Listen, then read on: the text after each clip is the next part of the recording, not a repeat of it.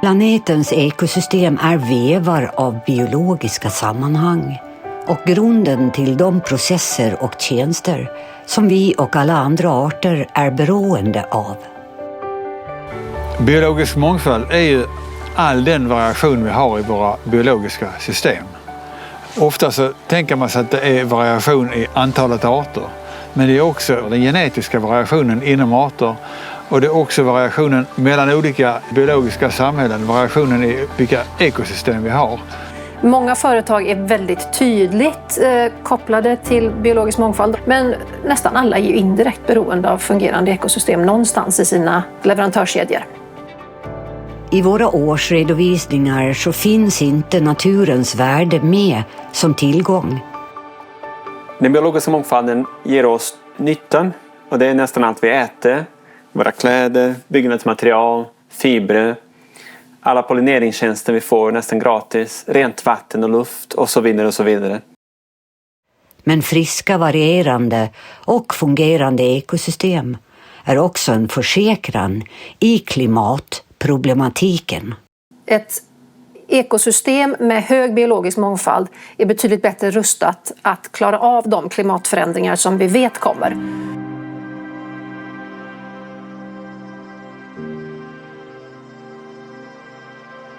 Ungefär 40% av alla 350 000 olika växtarter är nu hotade och kan försvinna inom de närmaste årtiondena. Och 69% av alla bestånd av djur har minskat bara sedan 1970-talet. Det handlar om förlusten av nyttor, ekosystemtjänster och det drabbar samhällsfunktioner, näringsliv och företag. När man funderar på huruvida ekonomisk tillväxt kommer kunna fortsätta i framtiden på samma sätt så ser jag det som ytterst osannolikt. Vi måste ta hänsyn till naturen och skapa en förståelse för att vi lever på en planet som består av begränsade resurser. Jag brukar tänka på det här som ett flygplan. Att vi kan plocka loss en skruv i taget och sen så nästa skruv. Och vi kan hålla på sådär, men någon gång har vi plockat loss en skruv för mycket. Och då kraschar hela flygplanet.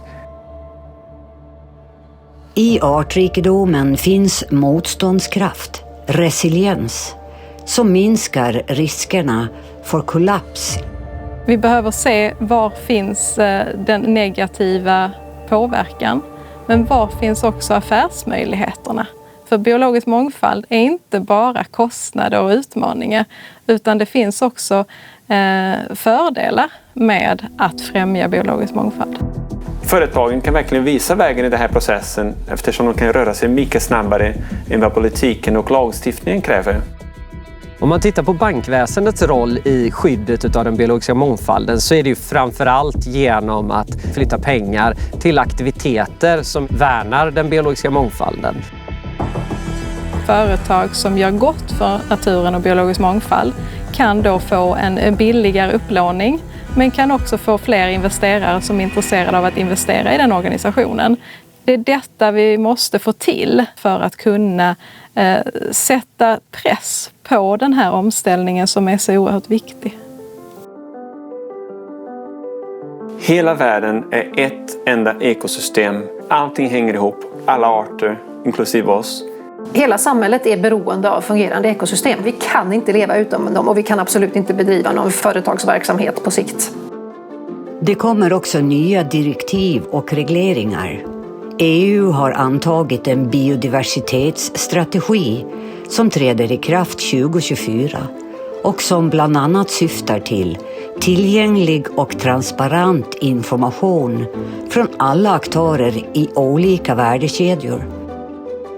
Det är näringslivet som kan göra skillnad. Det är en investering för framtiden.